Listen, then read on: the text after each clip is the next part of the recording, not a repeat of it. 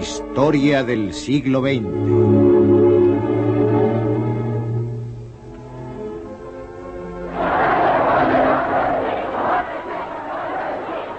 La revolución de un solo hombre, Mao Zedong. Este hombre, Mao Zedong, condujo un país de 540 millones de campesinos hacia el mundo moderno. Lo consiguió tras medio siglo de guerras civiles e internacionales. Utilizó una mezcla de nacionalismo y comunismo para mantener al pueblo unido y dirigió el Partido Comunista Chino durante 42 años.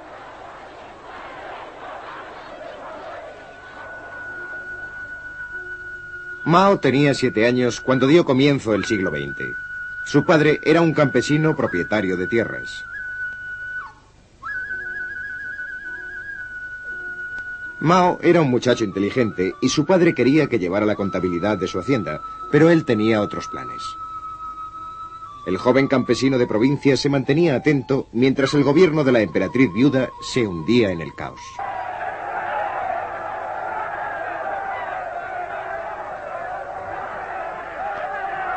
En 1912 se formó el Kuomintang, un partido popular dirigido por Sun Yat-sen.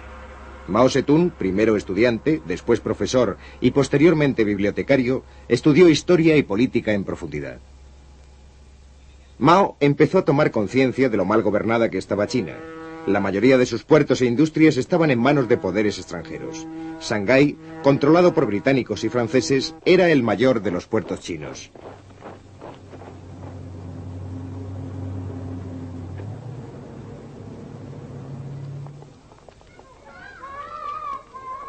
En 1921, curiosamente en un colegio de chicas, se reunieron por primera vez los fundadores del Partido Comunista Chino. Mao se encontraba entre ellos. Decidieron unir sus fuerzas a las del Kuomintang.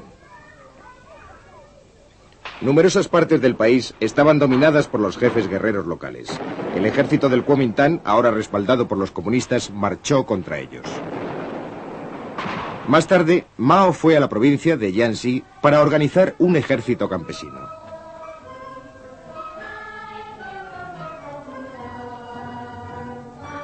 En Jiangxi, Mao confirmó su opinión de que el campesinado era la clave de la revolución en China. En 1927, la campaña del Kuomintang contra los jefes guerreros estaba en marcha. Pero las envidias de los comunistas en el interior del Kuomintang llevaron a una purga que supuso un desastre para estos. En una especie de noche de los cuchillos largos, algunos líderes comunistas fueron asesinados en Shanghái. Mao tuvo la suerte de no encontrarse allí. Algunos comunistas escaparon, refugiándose en las escasas plazas fuertes que aún conservaban.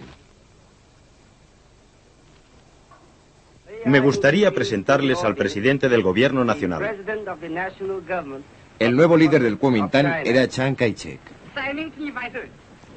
Larga vida a los 3 principios del pueblo. Larga vida al espíritu revolucionario de la China nacionalista. Chiang odiaba el comunismo. Ordenó que sus tropas rodearan las bases comunistas de Jiangxi. Poco a poco fueron intentando acabar con ellos en una serie de campañas de exterminio.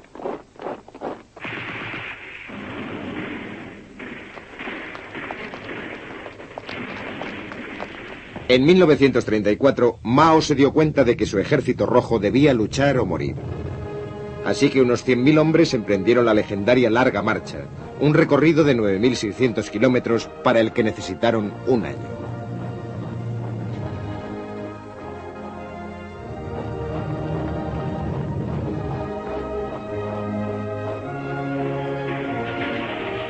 Las fuerzas del Kuomintang hostigaron a los participantes en la marcha. Durante esta, en una ciudad llamada Shunji, Mao fue elegido presidente del Partido Comunista Chino. Entonces, para eludir al Kuomintang, las tropas comunistas se dividieron. Mao condujo uno de los ejércitos.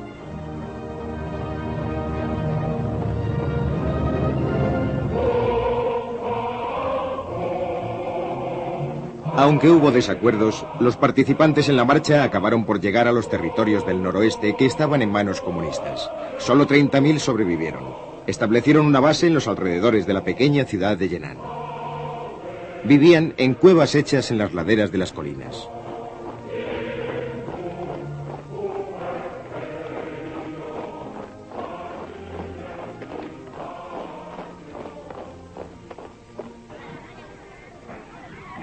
Un joven periodista americano, Edgar Snow, consiguió llegar hasta Mao en Yenan. Cuando Mao empezó a hablarme de sus planes sobre el futuro de China y la revolución, al principio me pareció un poco fantasioso porque él solo dominaba un territorio muy pequeño y tenía pocos hombres. Pero la forma en que me explicó su programa y sus ideas era tan lógica y convincente que al final acabé pensando que realmente se trataba de un presidente excepcional. Edgar Snow también filmó al ejército de Mao.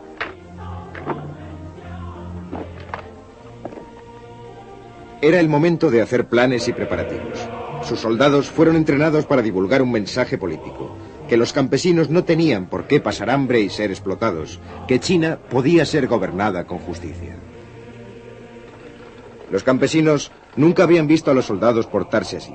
Ayudaban a la gente, pagaban por las cosas que necesitaban, dejaban todo limpio, respetaban a las mujeres y no destruían los sembrados.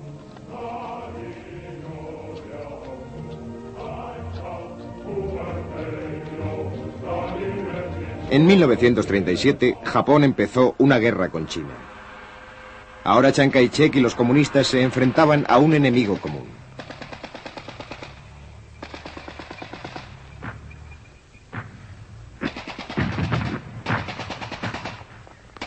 Los comunistas pidieron que se formara un frente único para combatir a Japón.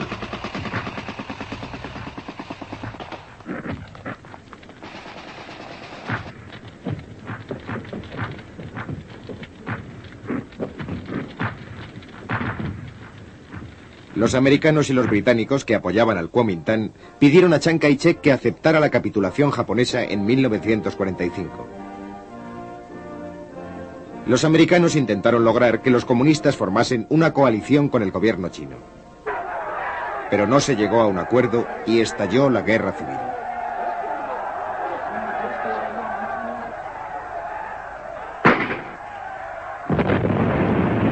En un primer momento, el Kuomintang era muy superior numéricamente y tenía armamento más moderno, pero sus tropas estaban mal entrenadas y mal pagadas. En el verano de 1948, el Kuomintang ya había empezado a perder terreno. Mao eligió a Lin Piao como comandante para planear el ataque final. Unos meses más tarde, el Kuomintang se encontraba en franca retirada. Las tropas restantes se refugiaron en la isla de Taiwán, donde los americanos siguieron prestándoles apoyo. Para Mao Zedong se acercaba el momento por el que había luchado y hecho planes durante más de 20 años.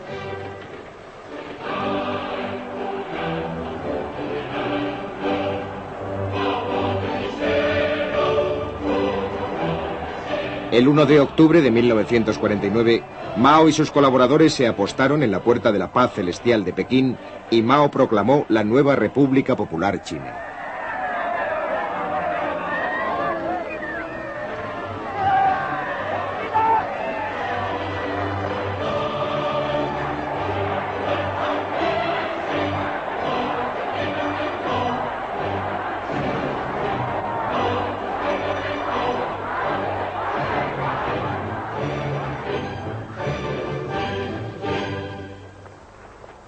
La situación era muy grave.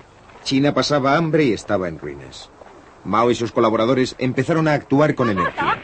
Los grandes propietarios de tierras, en especial los que habían utilizado la violencia con los campesinos, fueron condenados por los tribunales populares. A muchos de ellos se les sentenció a muerte. Las escrituras de sus posesiones fueron quemadas y sus tierras se repartieron.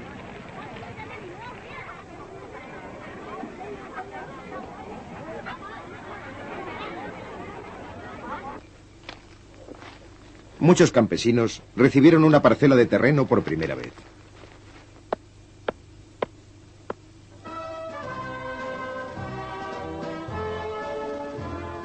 En Moscú, Stalin se entrevistó con Mao y le ofreció ayuda. Se envió a técnicos soviéticos para que ayudasen en la construcción de embalses, puentes, fábricas y ferrocarriles.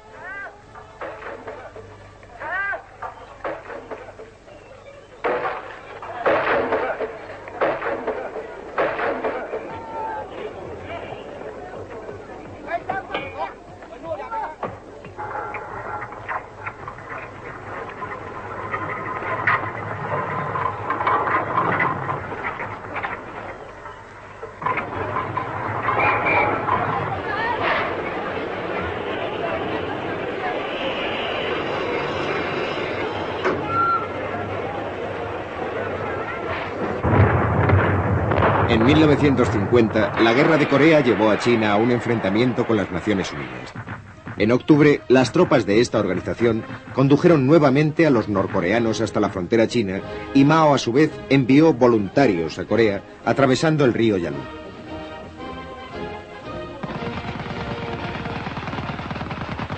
En un primer momento, las fuerzas comunistas chinas consiguieron vencer a las de las Naciones Unidas. En el interior de China, la guerra provocó una campaña contra todos los extranjeros.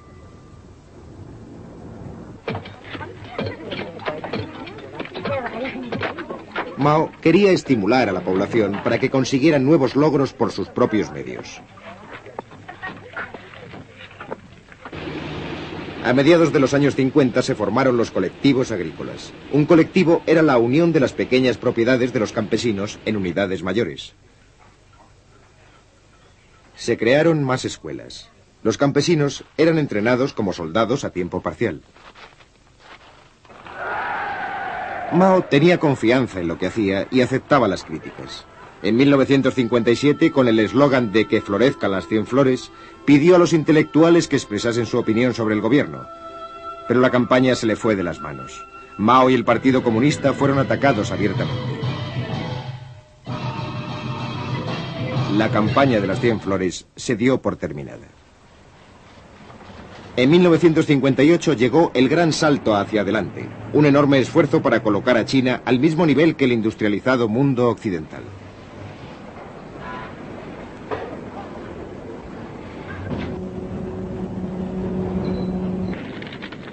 Se establecieron disposiciones para crear industrias en el campo. En toda China, los campesinos intentaron producir acero en sus propios hornos. Trabaja duro durante 3 años y sé feliz durante 1000, decía el eslogan. Sin embargo, el gran salto hacia adelante no consiguió producir los resultados esperados. China no podía ir tan deprisa como querían sus líderes.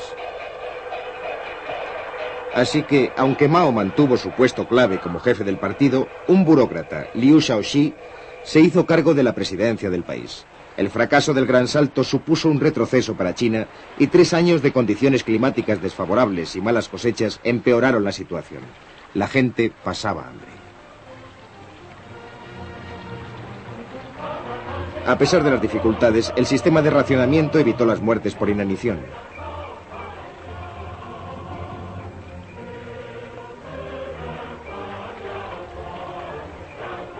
En 1960, Khrushchev visitó Pekín. Tras la fachada sonriente, aumentaba la desconfianza y la sospecha entre China y la Unión Soviética. ¿Avanzaba China demasiado deprisa?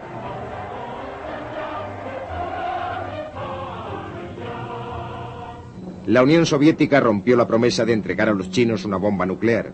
Sus diferencias fueron en aumento. Los soviéticos hicieron regresar a sus técnicos, provocando un retroceso importante en los planes de industrialización. A pesar de ello, en 1963, sin su ayuda, China hizo estallar su primera arma nuclear.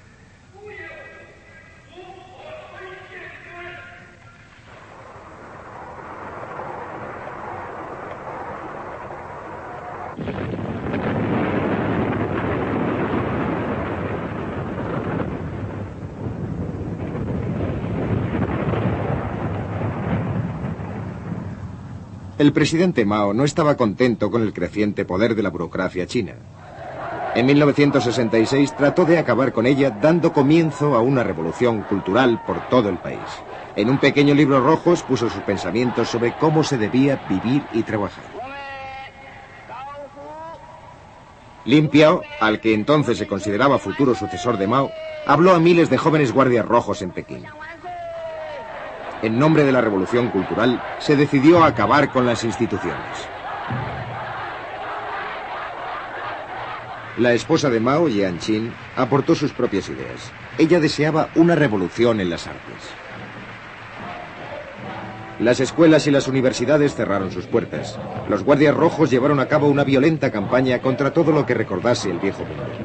Los oponentes de Mao fueron estigmatizados y hechos desaparecer.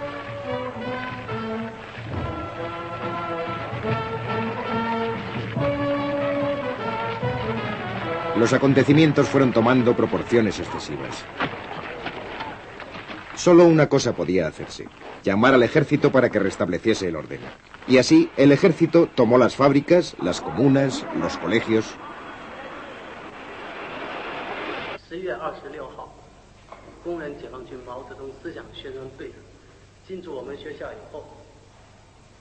Cuando el caos de la revolución cultural hubo pasado, el objetivo de Mao fue rehacer el país.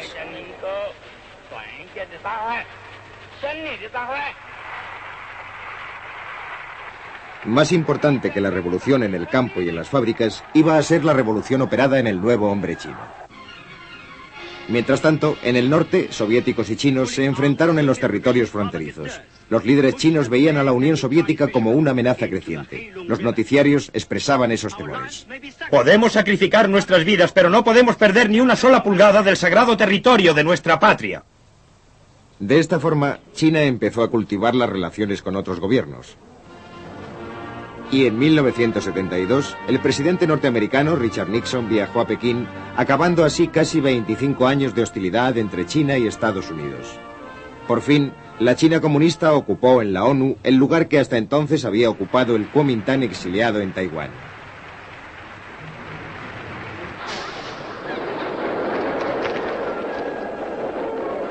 Ahora Mao tenía ya más de 70 años y estaba enfermo. Sin embargo, igual que otros hombres como Zhou Enlai, había luchado por la revolución y quería que ésta siguiese adelante.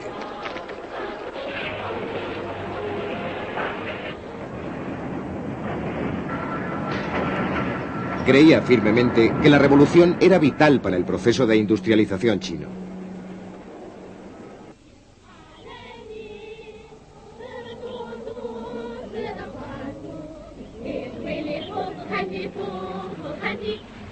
Las comunas, alguna de ellas de hasta 60.000 miembros, habían reemplazado a los colectivos agrícolas.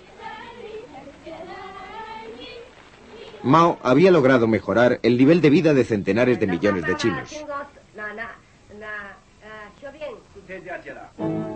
Para todos ellos, Mao sobresalía entre otros líderes.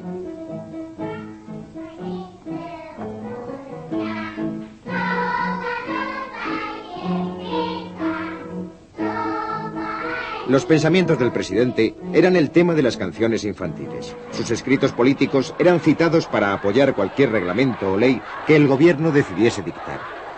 Mao seguía siendo el reverenciado gran líder cuando murió en septiembre de 1976. Aquellos que, como su viuda, usaban las palabras de Mao para promover leyes extremistas, fueron pronto sustituidos. El liderazgo del país mayor del mundo recayó en Hua Kuo-fen. Aunque la nación seguía dominada por la memoria de Mao Zedong.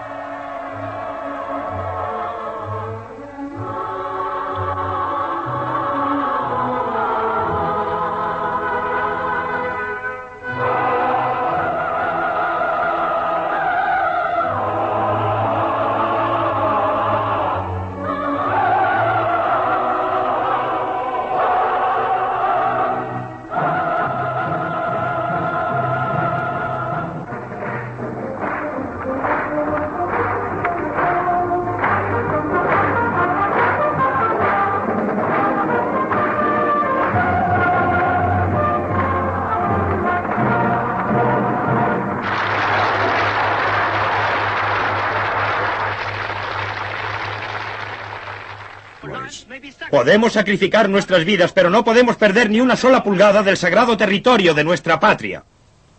De esta forma, China empezó a cultivar las relaciones con otros gobiernos.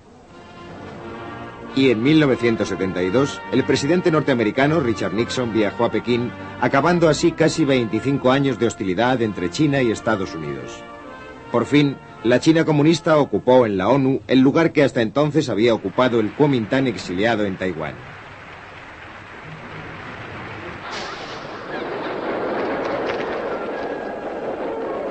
Ahora Mao tenía ya más de 70 años y estaba enfermo. Sin embargo, igual que otros hombres como Zhou Enlai, había luchado por la revolución y quería que ésta siguiese adelante.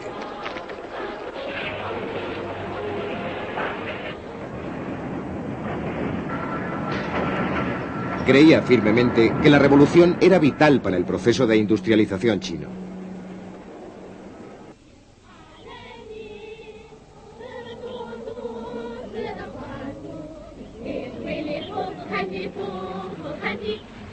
Las comunas, alguna de ellas de hasta 60.000 miembros, habían reemplazado a los colectivos agrícolas.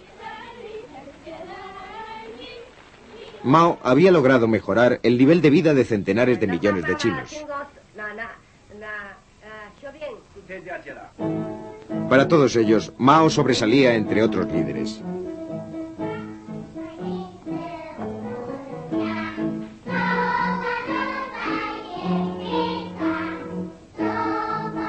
Los pensamientos del presidente eran el tema de las canciones infantiles. Sus escritos políticos eran citados para apoyar cualquier reglamento o ley que el gobierno decidiese dictar. Mao seguía siendo el reverenciado gran líder cuando murió en septiembre de 1976. Aquellos que, como su viuda, usaban las palabras de Mao para promover leyes extremistas, fueron pronto sustituidos. El liderazgo del país mayor del mundo recayó en Hua Kuo-fen. Aunque la nación seguía dominada por la memoria de Mao Zedong.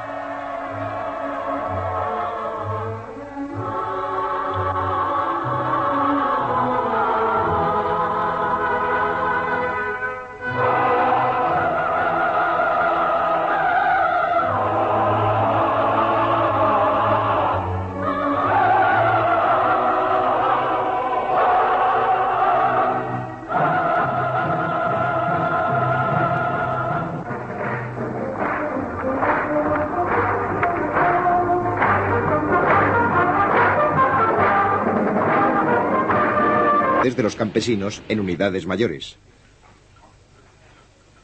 Se crearon más escuelas. Los campesinos eran entrenados como soldados a tiempo parcial. Mao tenía confianza en lo que hacía y aceptaba las críticas. En 1957, con el eslogan de que florezcan las 100 flores, pidió a los intelectuales que expresasen su opinión sobre el gobierno. Pero la campaña se le fue de las manos. Mao y el Partido Comunista fueron atacados abiertamente.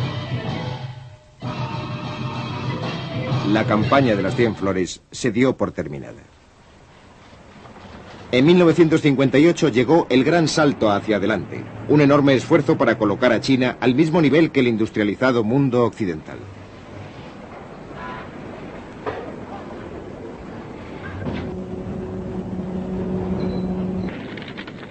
Se establecieron disposiciones para crear industrias en el campo.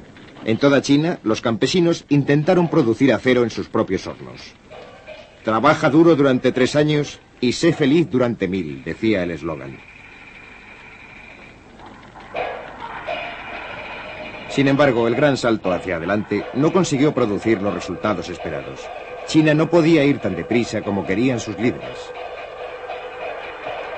Así que, aunque Mao mantuvo su puesto clave como jefe del partido, un burócrata, Liu Shaoxi, se hizo cargo de la presidencia del país. El fracaso del gran salto supuso un retroceso para China y 3 años de condiciones climáticas desfavorables y malas cosechas empeoraron la situación.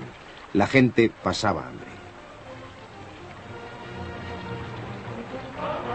A pesar de las dificultades, el sistema de racionamiento evitó las muertes por inanición.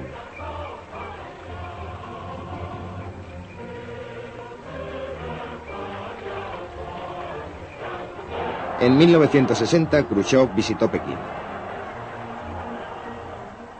Tras la fachada sonriente, aumentaba la desconfianza y la sospecha entre China y la Unión Soviética. ¿Avanzaba China demasiado deprisa?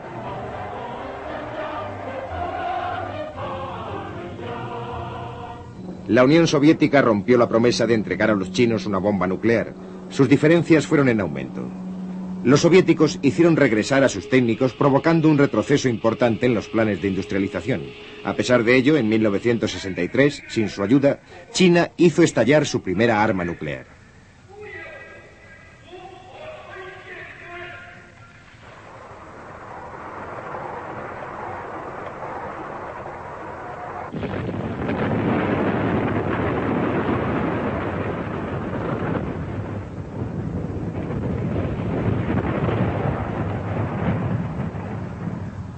El presidente Mao no estaba contento con el crecimiento. No podía ir tan deprisa como querían sus líderes. Así que, aunque Mao mantuvo su puesto clave como jefe del partido, un burócrata, Liu Shaoxi, se hizo cargo de la presidencia del país. El fracaso del Gran Salto supuso un retroceso para China y 3 años de condiciones climáticas desfavorables y malas cosechas empeoraron la situación.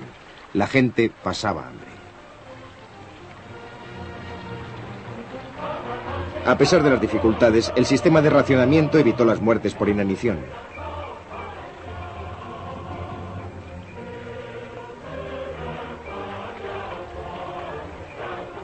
En 1960, Khrushchev visitó Pekín. Tras la fachada sonriente, aumentaba la desconfianza y la sospecha entre China y la Unión Soviética. ¿Avanzaba China demasiado deprisa?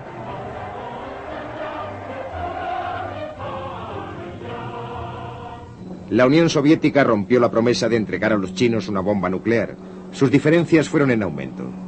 Los soviéticos hicieron regresar a sus técnicos, provocando un retroceso importante en los planes de industrialización.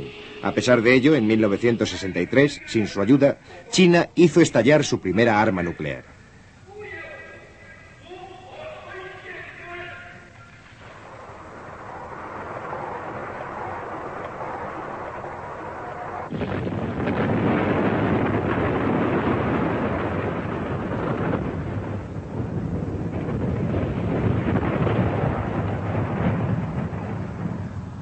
El presidente Mao no estaba contento con el creciente poder de la burocracia china. En 1966 trató de acabar con ella, dando comienzo a una revolución cultural por todo el país. En un pequeño libro rojo expuso sus pensamientos sobre cómo se debía vivir y trabajar. Lin Piao, al que entonces se consideraba futuro sucesor de Mao, habló a miles de jóvenes guardias rojos en Pekín. En nombre de la revolución cultural, se decidió acabar con las instituciones. La esposa de Mao, Jiang Qin, aportó sus propias ideas. Ella deseaba una revolución en las artes. Las escuelas y las universidades cerraron sus puertas. Los guardias rojos llevaron a cabo una violenta campaña contra todo lo que recordase el viejo mundo. Los oponentes de Mao fueron estigmatizados y hechos desaparecer.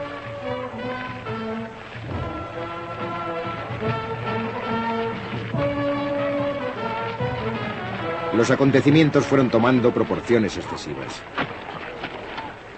Solo una cosa podía hacerse: llamar al ejército para que restableciese el orden.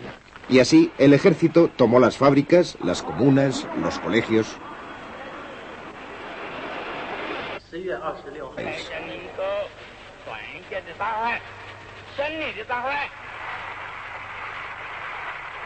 Más importante que la revolución en el campo y en las fábricas, iba a ser la revolución operada en el nuevo hombre chino. Mientras tanto, en el norte, soviéticos y chinos se enfrentaron en los territorios fronterizos. Los líderes chinos veían a la Unión Soviética como una amenaza creciente. Los noticiarios expresaban esos temores. Podemos sacrificar nuestras vidas, pero no podemos perder ni una sola pulgada del sagrado territorio de nuestra patria. De esta forma, China empezó a cultivar las relaciones con otros gobiernos. Y en 1972, el presidente norteamericano Richard Nixon viajó a Pekín, acabando así casi 25 años de hostilidad entre China y Estados Unidos. Por fin, la China comunista ocupó en la ONU el lugar que hasta entonces había ocupado el Kuomintang exiliado en Taiwán.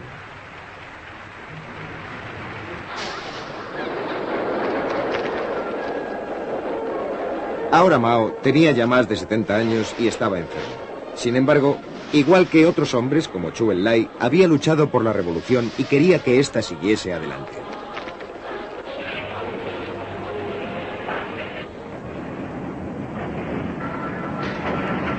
Creía firmemente que la revolución era vital para el proceso de industrialización chino.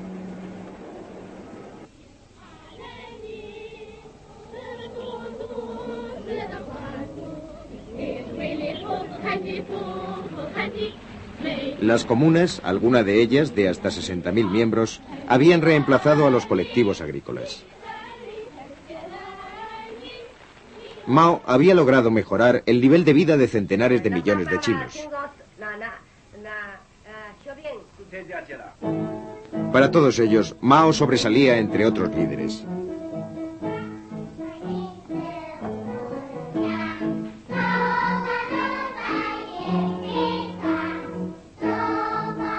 Los pensamientos del presidente eran el tema de las canciones infantiles. Sus escritos políticos eran citados para apoyar cualquier reglamento o ley que el gobierno decidiese dictar. Mao seguía siendo el reverenciado gran líder cuando murió en septiembre de 1976. Aquellos que, como su viuda, usaban las palabras de Mao para promover leyes extremistas, fueron pronto sustituidos. El liderazgo del país mayor del mundo recayó en Hua Kuo-fen. Aunque la nación seguía dominada por la memoria de Mao Zedong.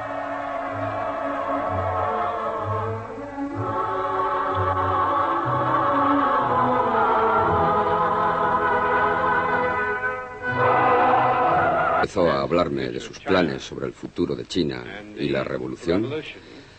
Al principio me pareció un poco fantasioso porque él solo dominaba un territorio muy pequeño y tenía pocos hombres. Pero la forma en que me explicó su programa y sus ideas era tan lógica y convincente que al final acabé pensando que realmente se trataba de un presidente excepcional. Edgar Snow también filmó al ejército de Mao.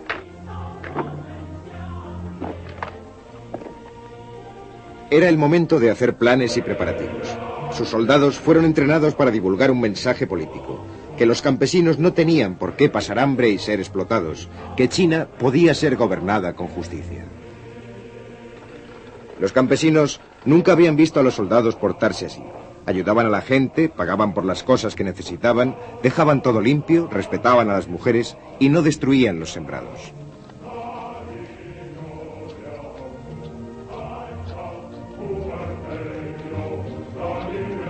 En 1937, Japón empezó una guerra con China. Ahora Chiang Kai-shek y los comunistas se enfrentaban a un enemigo común.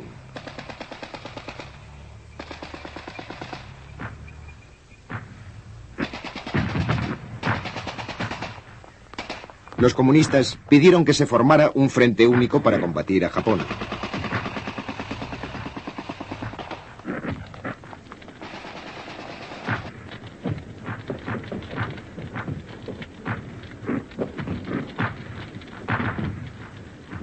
Los americanos y los británicos que apoyaban al Kuomintang pidieron a Chiang Kai-shek que aceptara la capitulación japonesa en 1945.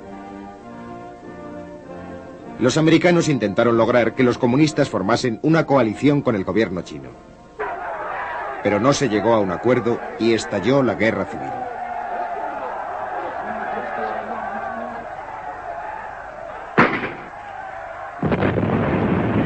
En un primer momento, el Kuomintang era muy superior numéricamente y tenía armamento más moderno, pero sus tropas estaban mal entrenadas y mal pagadas. En el verano de 1948, el Kuomintang ya había empezado a perder terreno. Mao eligió a Lin Piao como comandante para planear el ataque final. Unos meses más tarde, el Kuomintang se encontraba en franca retirada. Las tropas restantes se refugiaron en la isla de Taiwán, donde los americanos siguieron prestándoles apoyo. Para Mao Zedong se acercaba el momento por el que había luchado y hecho planes durante más de 20 años.